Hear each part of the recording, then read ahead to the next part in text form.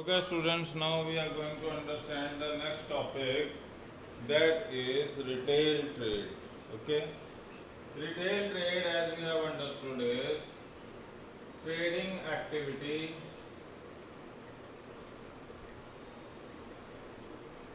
in which large assortment of goods are purchased in small quantities. Okay, and provides services directly to the consumer. ये है हमारे पास retail trade. Okay, तब इसके पास हमारे थोड़े features हैं, वो डिस्कस कर लेते हैं.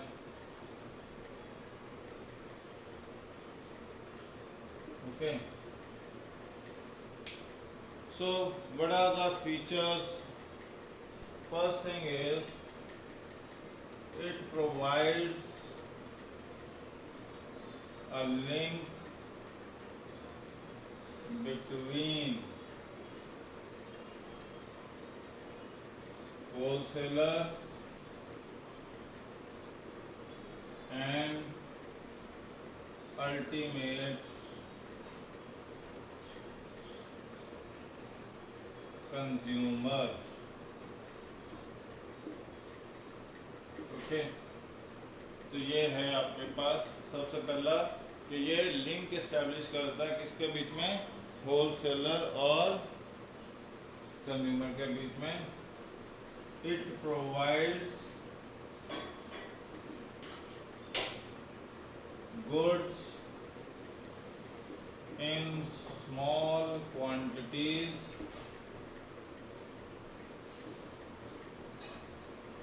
for consumption by the consumer. Okay, or we can say the retail consumer. जो छोटा कंज्यूमर है उसको गुड्स चाहिए तो वो बल्क क्वांटिटी में नहीं परचेज कर सकता, तो वो रिटेलर से परचेज कर लेता है स्मॉल क्वांटिटीज में to satisfy his demand, want and need. That is the another. Third is it maintains stock of wide variety of goods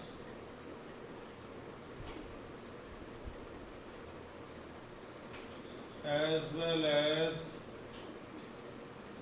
stock of different brands. Okay, to satisfy needs of the consumer. तो ये है wide assortment of goods रखता है ये अपने पास. Okay, तो यहाँ मतलब होलसेलर तो एक या दो डिफरेंट प्रोडक्ट्स में डील करता है, ये वाइड वैरायटी ऑफ गुड्स में डील करता है और डिफरेंट डिफरेंट ब्रांड्स में डील करता है, सो दैट जो कंज्यूमर है उसकी नीड्स को सेटिस्फाई किया जा सके. Fourth is it deals with the consumer who need goods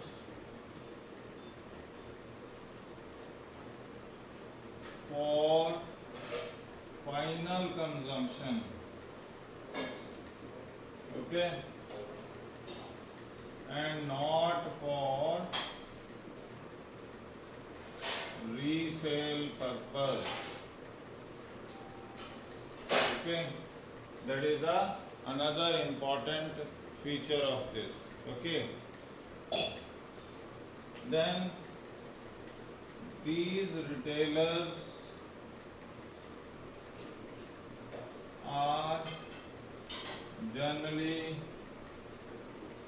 located in the areas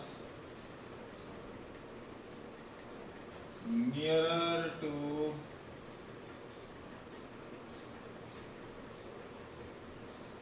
residential areas, such that consumer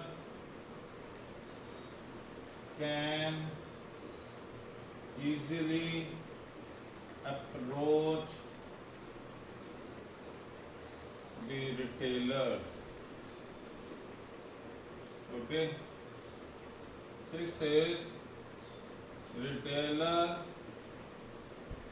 directly deals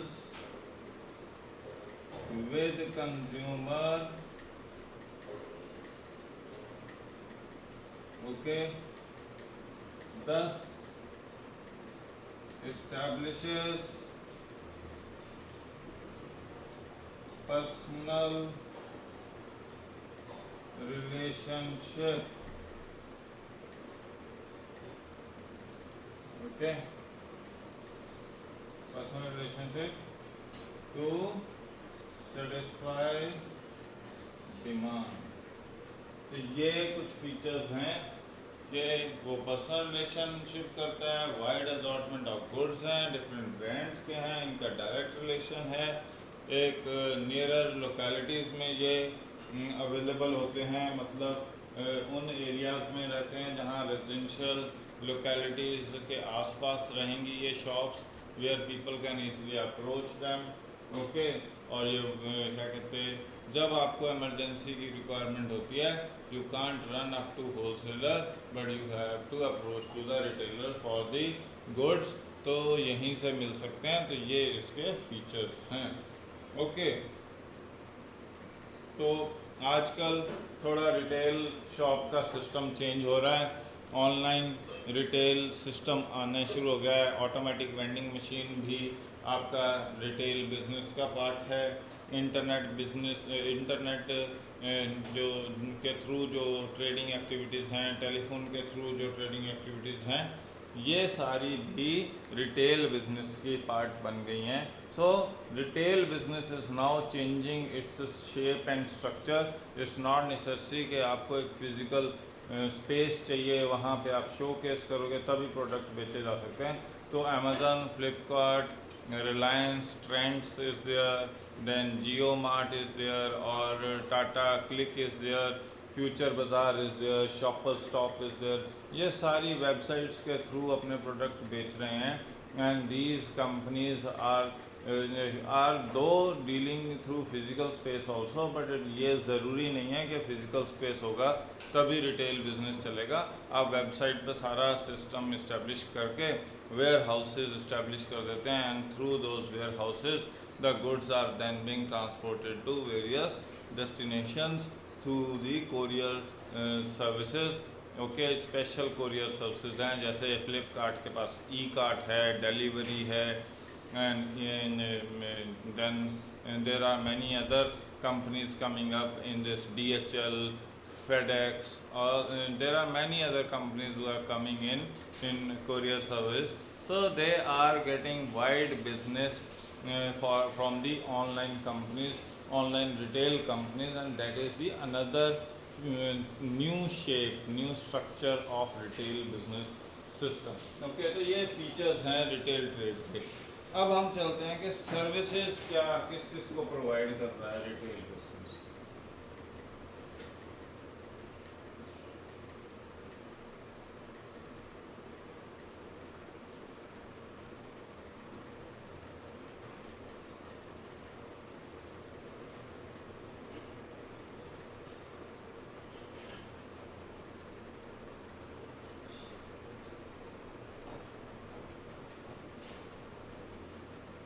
Okay, now services provided by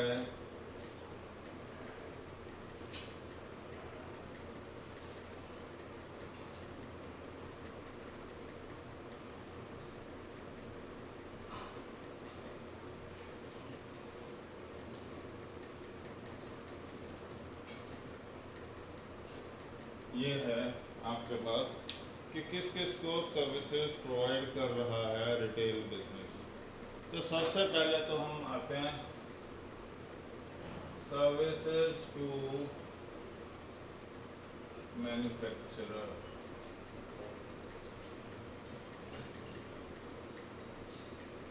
okay, सबसे पहले जो सर्विसेज हैं वो किसको दी जा रही हैं? Manufacturer. Okay, helps in distribution of goods.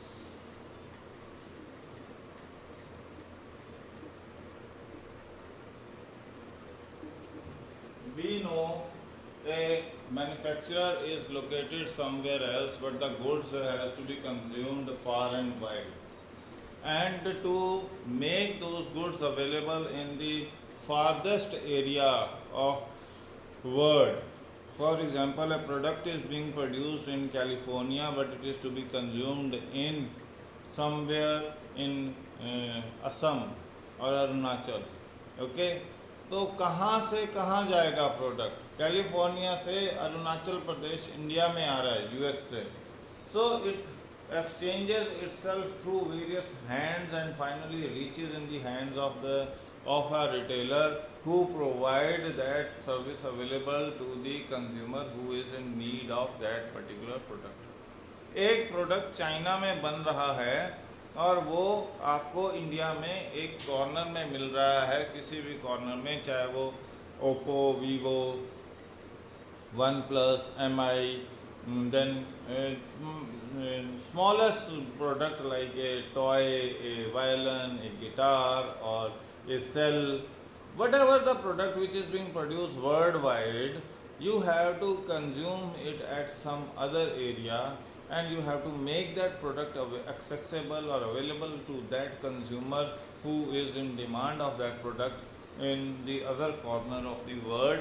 And this job is being done by the retailer who makes this product available or accessible to the consumer who is actually in need of that product which has been produced by a manufacturer who might be sitting somewhere in the world.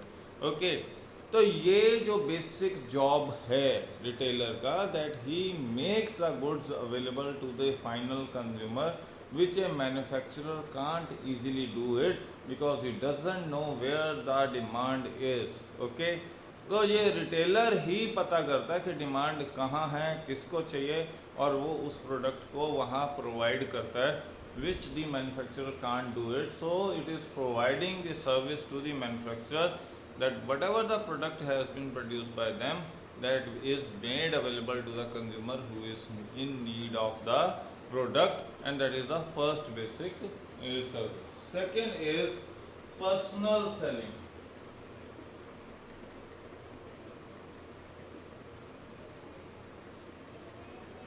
Okay, the products which have been produced by manufacturer can't be provided to the consumer by personally interacting. Okay, तो ये जो personal efforts हैं to establish a relation between manufacturer and consumer, वो किसके through establish होते हैं? Through आपके, ये इसमें हम ये कहते हैं कि service to manufacturer and wholesaler भी कह देते हैं, क्योंकि मैन्युफैक्चरर या होलसेलर वो बल्क में खरीदता है। ओके, तो बल्क में प्रोडक्ट्स तो रिटेलर स्मॉल असॉर्टमेंट्स को लेके आगे पहुंचाता है। तो पर्सनल सेलिंग, होलसेलर भी डायरेक्ट कांटेक्ट में नहीं आता है, मैन्युफैक्चरर भी डायरेक्ट कांटेक्ट में नहीं आता है, बट जो रिटेलर है वो पर्सनल कांटेक्ट में आता है, वो पर्सनली परसुएड करता है कंज्यूमर को to buy a particular type of product to enjoy the benefits which he actually want to enjoy from that particular product तो वो उसकी डिमांड के अकॉर्डिंग एक प्रोडक्ट की प्रोपोजिशन अवेलेबल करवाता है which is actually going to fulfil the requirement of that customer. Okay, तो ये पर्सनल परसुएशन का जो जॉब है वो रिटेलर ही कर सकता है। He can only create an environment where the individual is interested in buying the good by personally persuading them. तो ये होलसेलर और मैन्युफैक्चरर ये काम नहीं कर सकते हैं। They can't persuade because they are not in direct contact with the person concerned, but the retailer is in direct contact with the person concerned, and then they persuade them through advertisement, through personal contact, through personal persuasion, और जो भी relationship है उसके through उनको वो persuade करते हैं। So that is possible only in case of retailer, not with case of manufacturer and the wholesaler.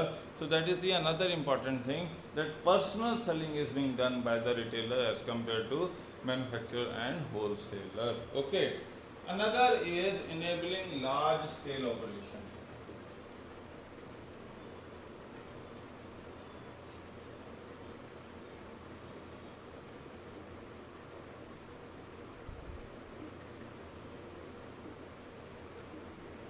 Okay, if today we are going to understand how many retailers are there.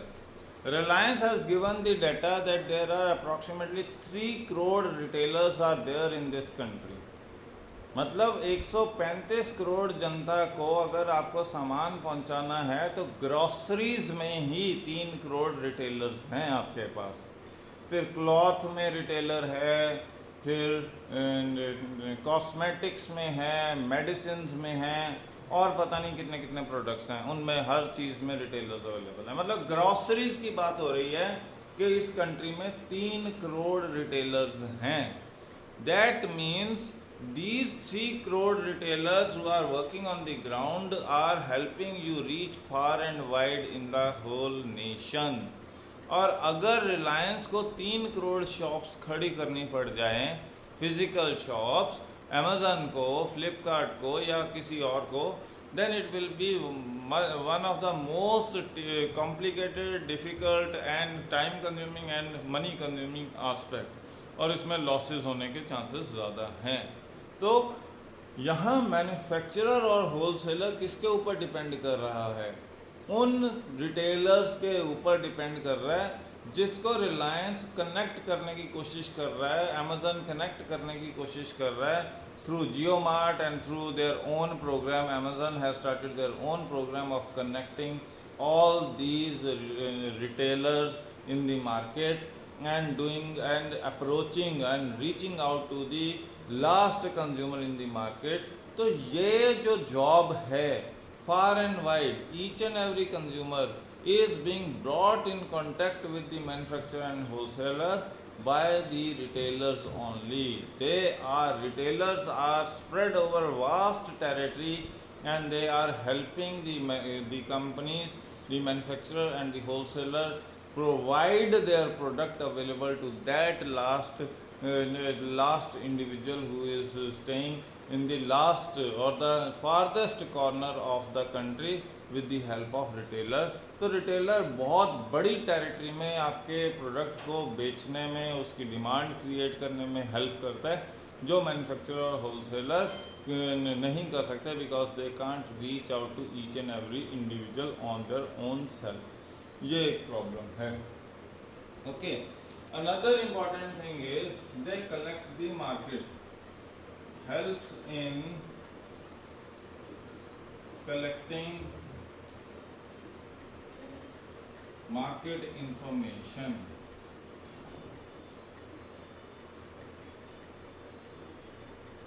Okay, it is the retailer who is helping you in transmitting the information of the demand for the product.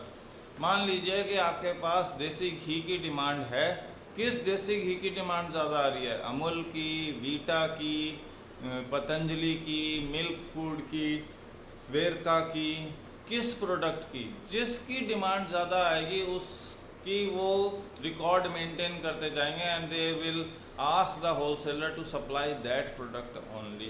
तो एक वो analysis करते हैं, market analysis करते हैं कि okay who is in need of what type of product, okay. तो वो उसी तरह के प्रोडक्ट्स को अपने पास स्टॉक इन करते हैं, क्योंकि वो कस्टमर का एनालिसिस करते हैं कि उनका कस्टमर आके मैगी नूडल्स मांग रहा है या वाई नूडल्स मांग रहा है या टॉप रेमन मांग रहा है, तो आपको उस शॉप में सिर्फ टॉप रेमन दिखेगा, मैगी नहीं दिखेगा, या मैगी दिखेगा टॉप रेमन नहीं दिखेगा, या आपको चिंग्स दिखेगा। मतलब जो चीज़ ज़्यादा डिमांड हो रही है वही चीज़ दिखेगी। चिप्स में भी एक पर्टिकुलर फ्लेवर ज़्यादा दिखेगा, दूसरा नहीं दिखेगा। सॉफ्ट ड्रिंक में भी एक पर्टिकुलर टाइप ऑफ फ्लेवर ज़्यादा दिखेगा, दूसरा नहीं दिखेगा, okay. And same way biscuits, रस, then there is cereals, then there is pre-packed foods are there। जिस चीज़ की डिमांड, जैसे अभी एक आया information was viral on the social media that during these lockdown period Maggi की सेल ज़्यादा बढ़ गई है, ओके। 25% सेल इंक्रीज कर गई है। तो वो सेल कैसे पता लगा कि मैगी की सेल 25% इंक्रीज कर गई है लॉकडाउन में, या ये जो जितना पेंडेमिक पीरियड अभी तक चला है इसमें fast readymade foods, ready to cook food की जो आपकी डिमांड है वो ज़्यादा बढ़ रही है, या आप कहिए कि स्नैक्स की डिमांड ज़्यादा बढ़ती जा रही है as compare to real time food products. क्यों, कहाँ से पता लगा आपको इन्फॉर्मेशन? ये आपको इन्फॉर्मेशन पता लगी है रिटेलर्स से, क्योंकि रिटेलर डिमांड कर रहा है, जो उसका कस्टमर डिमांड कर रहा है। तो डायरेक्ट रिलेशन में रिटेलर है, रिटेलर अपने पास रिकॉर्ड कर रहा है, ओके मैगी चाहिए, सूजी चाहिए, मैदा चाहिए, गुलाब जामुन का गिट्स का चाहिए, या MTR का पैक फूड चाहिए।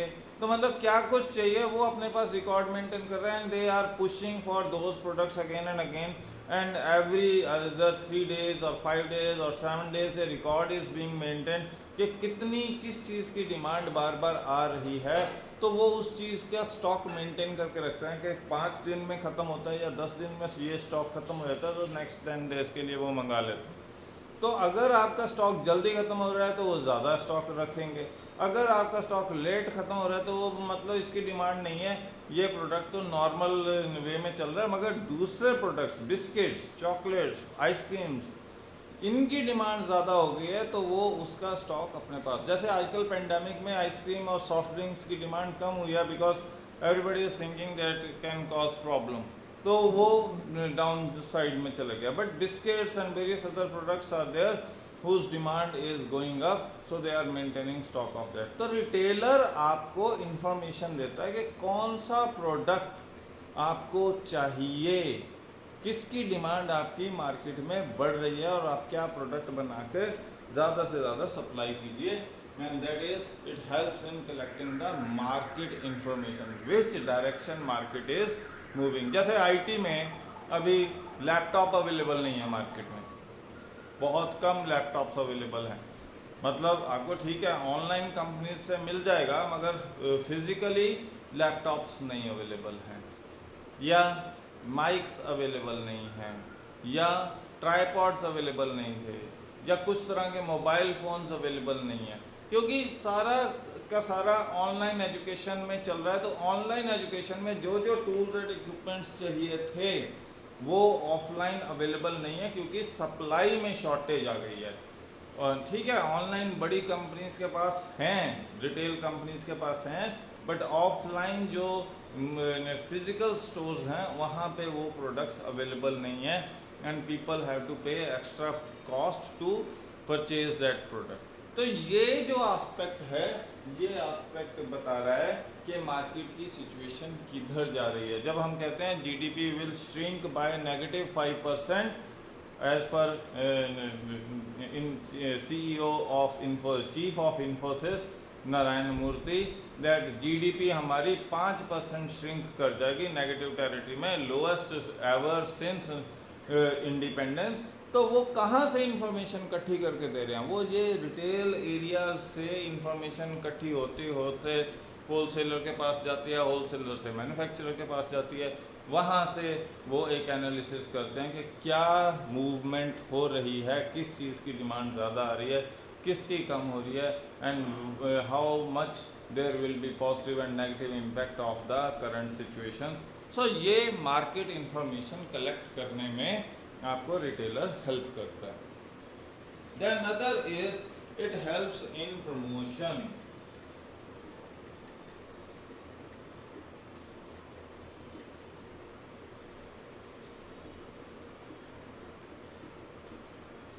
आपके प्रोडक्ट को एडवर्टाइज करना है, विंडो शॉप में, विंडो में डिस्प्ले करके आपके जो कूल ट्रक रेफ्रिजरेटर्स हैं, या आपके क्या कहते हैं बॉक्सेस हैं, या आपका साइन बोर्ड है, या जो भी आप जिसके थ्रू आप अपनी एडवर्टीजमेंट करना चाहते हो, अगर वो एक कॉर्नर में पुट अप कर देंगे तो इन्फॉर्मेशन डिस्प्ले नहीं होगी। But if it is placed in front of the shop, on the top of the shop, in a highly attractive signboard or billboard, that will attract the attention of people, and through that the advertisement will be carried out. Okay, like tennis jewelers used to put a big has placed a big board on the nearer to the highways. Okay, तो वो वहाँ से क्या है कि आप advertise करने की कोशिश कर रहे हो कि we are giving you this much of the benefits, this type of product, this much of the discount, every other thing. So that is what the advertisement is, that it is not only the company who is advertising the product, but also the retailer who is on his own self advertising the product in the market and helping the people know which product is available and what are the benefits of those products. So that is what the retailer is providing services to manufacturer and wholesaler. अब आगे चलते हैं services to consumers.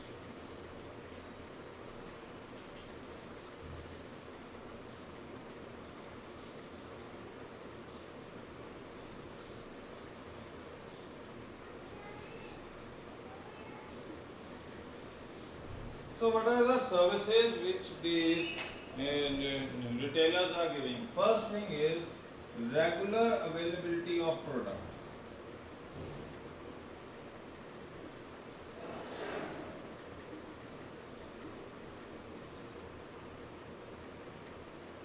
Okay.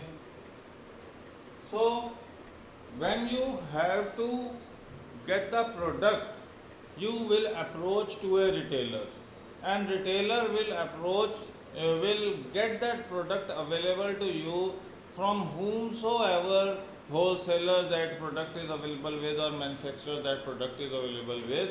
Means you don't have to run from pillar to post in search of the product. You just ask your retailer that you need a particular product, and he will do that work of running from one wholesaler to another wholesaler, calling up one wholesaler or another wholesaler or manufacturer to provide him certain copies of the product or of the books or the whatever the product is required. So that is the another important aspect which the retailer is doing. The one of the biggest aspect that जो product जिसकी production भी बंद हो गई है, वो product भी आपको अवेलेबल करवाने में हेल्प करता है retailer, which is not possible with the manufacturer because he has stopped producing the product. तो रिटेलर होलसेलर ने कुछ अपने पास स्टॉक मेंटेन करके रखा होता है, and retailer makes it sure that he makes those products which have been shut down, the production of products have been shut down, is being made available to the consumer. तो ये आपके पास बहुत important aspect है. Second is new product information.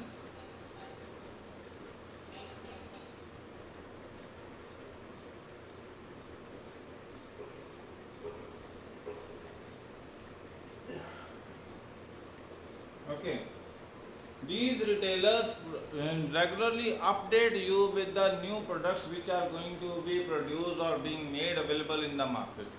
For example हम Amazon, Flipkart, Reliance, trends, ये Tata click, इनको हम retail businesses मानते हैं, कहते हैं they are the new phase of the retail business. Okay, Now, once you have visited these sites, they will regularly update you with the products which you have searched. मान लीजिए आपने mobile phone search किया तो आपको regular updation, एक advertisement आपके social media account पे ये थ्रो इन करते रहेंगे, क्योंकि these are the products which are new available with us, these are the discount, these are the benefits and they will give you comparisons even. अगर आपने insurance company के लिए search कर लिया तो आपको insurance companies, different insurance companies message throw in करते रहेंगे।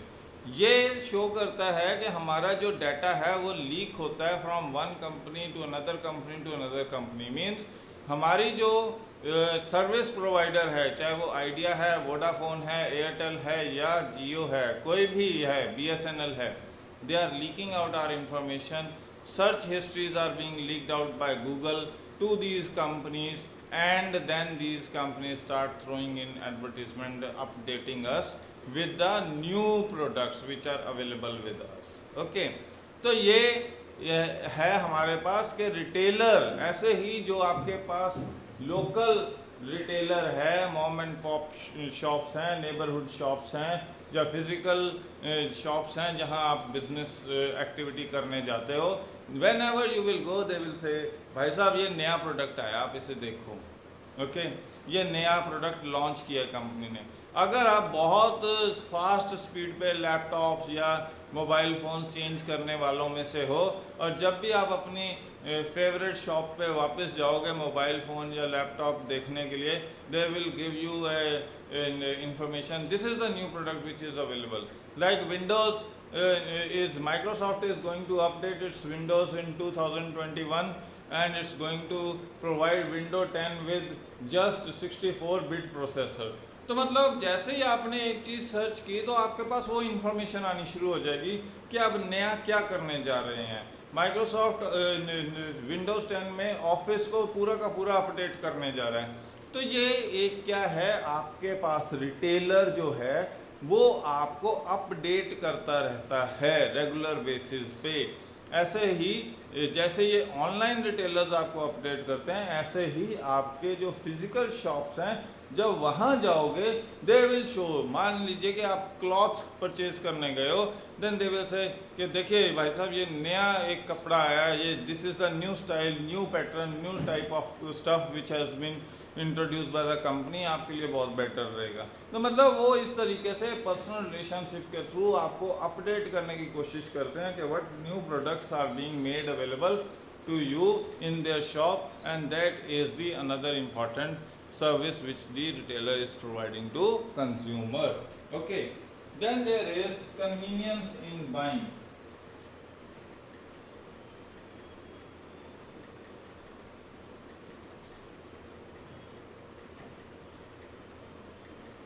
Okay, those shops which are located nearer to the residential areas or to the nearer or not very far away, you can easily approach them, go through your local means and carry out the purchasing activity. Or if it is online trading, companies are there, online retail businesses are there, you just log on to their websites, select the product, buy it, pay, make the payments, and the product is being delivered to you within 2, 3 or 4 days. And if you are not happy with the product, you don't like it, you can return it back and the money will be refunded to you. If you want to exchange it, it can be easily exchanged. So there are many options being made available to you. तो इस तरीके से उन्होंने retail business, retail experience को एक happy experience बनाया, rather than कि आपको एक ट्रेडिंग एक्टिविटी करने जानी है, बहुत बड़ा आपके पास स्टोर है, जैसे बिग बाज़ार है या शॉपर स्टॉप है, that is situated far away from the city limits, you have to specially visit that area and then only you can buy the goods. So if you want to buy goods in small quantity, very limited purchasing activity has to be done, then the neighborhood shops are a good one, or the shops which are located to the nearest shopping center are the shops which gives you a healthy retail experience or online retail shops are there which are giving you a healthy retail experience as compared to the stores which are located far away from the city limits and where you have to specially approach. तो ये एक important another important aspect है कि आपको दर बदर भटकना नहीं पड़ता है for buying the goods and services. You just visit to a shop which is nearer to your home and you can easily buy the products. That is the another important benefit of retail, that it is giving you convenience. It is a happy and easy experience of buying goods that is being provided by the retail shops. Okay, then there is another important feature is that service is that wide selection. A wholesaler is buying the goods in bulk quantity, but they are focusing on one or two different products or one line of products. But here, variety of products are available with the retailer, so you can easily choose out from that wide variety the product which is required by you. एक stationery shop पे जाते हो तो आपको किसी को charts चाहिए, किसी को स्पोर्ट्स का मटेरियल चाहिए, किसी को बुक्स स्टडी बुक्स चाहिए, किसी को कॉम्पिटिटिव बुक्स चाहिए, किसी को पेंटिंग बुक्स चाहिए. तो बहुत सारी वैरायटी उन्होंने मेंटेन कर रखी है रिटेल शॉप ने. You want whatever the products you want that is being made available by them. Whereas in case of wholesaler, अगर वो कंपटीशन बुक्स के साथ डील कर रहा है तो आपको सिर्फ कंपटीशन बुक्स मिलेंगी. अगर वो लीगल लॉ बुक्स के साथ डील कर रहा है तो आपको लॉ की बुक्स मिलेंगी. अगर वो यूपीएससी की बुक्स के साथ डील कर रहा है तो सिर्फ यूपीएससी की बुक्स मिलेंगी. अगर वो मेडिकल की बुक्स के साथ डील कर रहा है तो मेडिकल की बुक्स मिलेंगी. तो मतलब वहाँ सिर्फ एक पर्टिकुलर लाइन की बुक्स ही मिलेंगी. Whereas if you happen to visit a retail book shop, you will find books of every field, everything is available with them and you can choose out of that. That is what the wide selection, and that is the another benefit which the retailer has provided to the consumer. Okay. Another is they are providing you after sales service.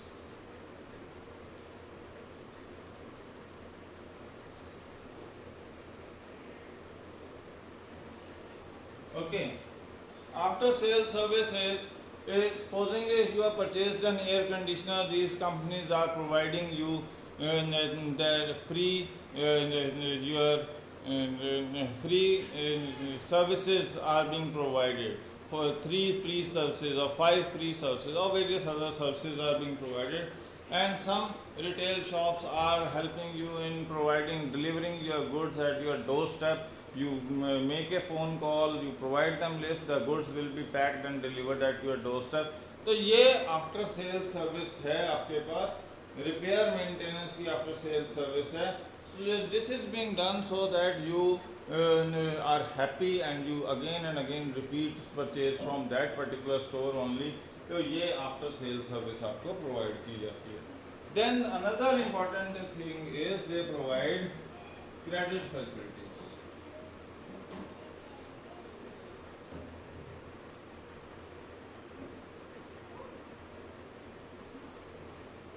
Another important type of retail activity is that it is not that customer is always required to make the payment, but sometimes those customers who are known to the retailer, they can say okay, we will pay you amount tomorrow or day after tomorrow if you are not having money at that point of time. तो ये जो aspect है इसे क्या कहते हो आप? Credit facility means they are providing this credit facility available to the consumer. That is the another important. फिर इसमें आपके पास 2 टर्म्स यूज की जाती हैं. आजकल एक नई टर्म शुरू हो गई है, उसे कहते हैं कैश ऑन डिलीवरी या पे ऑन डिलीवरी. ओके, तो जब से ये ऑनलाइन कंपनीज आई हैं कि जब आपका प्रोडक्ट डिलीवर होगा तभी आप कैश की पेमेंट करना. मतलब ये ज़रूरी नहीं है कि आप अपनी पेमेंट पहले करो तो प्रोडक्ट वो प्रोवाइड करेंगे. Whatever the product is there, how much costly that product is there, they many companies have given the option that okay you have booked a product and when the product will be delivered at your doorstep, you just provide the PIN number or OTP number to the which has been sent by the company concerned, and once the sale is being confirmed by the delivery boy, you make the payment and receive the product from the delivery boy. तो ये जो aspect है ये है cash on delivery या पे on delivery. Means आपको जब प्रोडक्ट की डिलीवरी प्रोवाइड कर दी है तब ही आप पेमेंट कर दो। इसे कलेक्ट ऑन डिलीवरी भी कह सकते हैं कि आपको तभी प्रोडक्ट अवेलेबल करवाया जाएगा जब आप कैश पेमेंट करोगे। ओके, आपने पेमेंट कर दी तो आपको डिलीवरी, मतलब वो डिलीवरी के टाइम पैसा आपसे कलेक्ट कर लेगा। That's why it is being considered as collect on delivery. Okay, another is free on board और फ्री ऑन रेल। ओके, तो यहाँ पे क्या है कि जो आपके बायर और सेलर के बीच में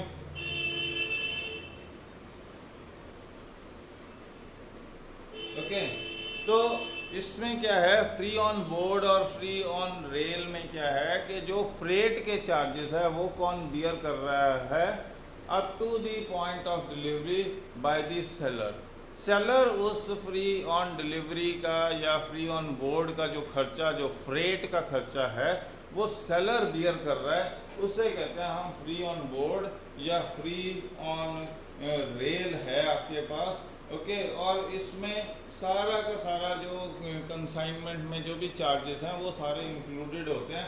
तो ये आपके पास है। फिर एक टर्म यूज कर रहे हैं, cost, insurance and freight. Okay,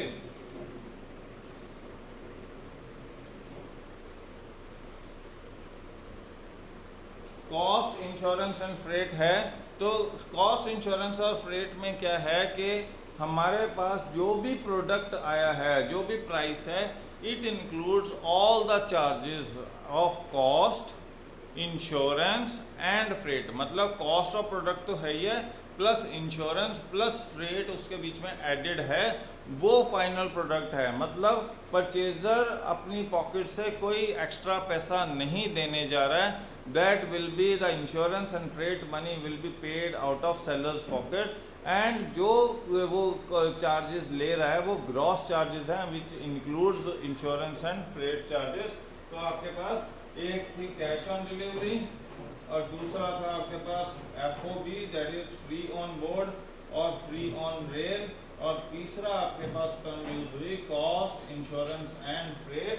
तो ये इंश्योरेंस एंड फ्रेट चार्जेस कौन दे रहा है, सेलर दे रहा है। वो चाहे परचेजर से रिकवर करता है नहीं करता है वो उसकी प्रॉब्लम है, मतलब वो कॉस्ट में इंक्लूड करके उससे रिकवर कर रहा है या नहीं रिकवर कर रहा है वो उसकी प्रॉब्लम है। बट यहाँ सेलर से ही चार्ज किया जाएगा। फ्री ऑन बोर्ड में और या फ्री ऑन रेल में भी जो फ्रेट चार्जेस हैं वो किससे चार्ज किए जाएंगे, सेलर से चार्ज किए जाएंगे, परचेजर से नहीं चार्ज किए जाएंगे। ओके, तो these are the various things. Then there is error and omission accepted. Okay.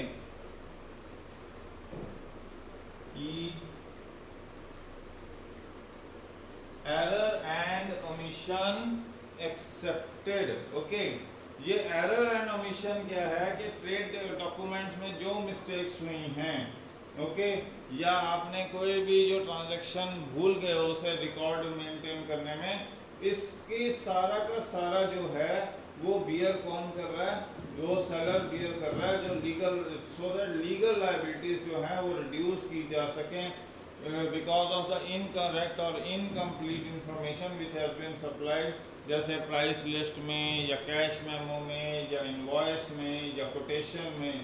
Okay, तो अगर आप E&OE जनरली टर्म यूज करते हो, ओके, तो इंफॉर्मेशन चेंजेस क्विकली, तो इसमें डिस्क्लेमर लिया जाता है कि कोई भी अगर प्रॉब्लम है उसमें आपको that is subject to certain terms and condition, the information can be और can not be incomplete. Okay, और कंटेंट इसकी जो है तो इसमें अपना आप सेफ गार्ड मेंटेन करते हो कि अगर कोई हम इंफॉर्मेशन देनी भूल गए हैं कि इनवॉइस में या कैश मेमो में या आपके क्या कहते हैं जो भी है कैश मेमो में, इनवॉइस में या प्राइस लिस्ट में या कोटेशन में अगर कोई इन्फॉर्मेशन देनी भूल गए और उसके कारण आपने जो ऑर्डर प्लेस किया है वो डिफेक्टिव हो गया है, तो उस चीज़ से बचने के लिए आपने एक नई टर्म यूज़ की है E&OE, which is helping you to safeguard you against the legal complications which you would face because of the incomplete information which you have provided accidentally, and that is the another important document. Okay, thanks.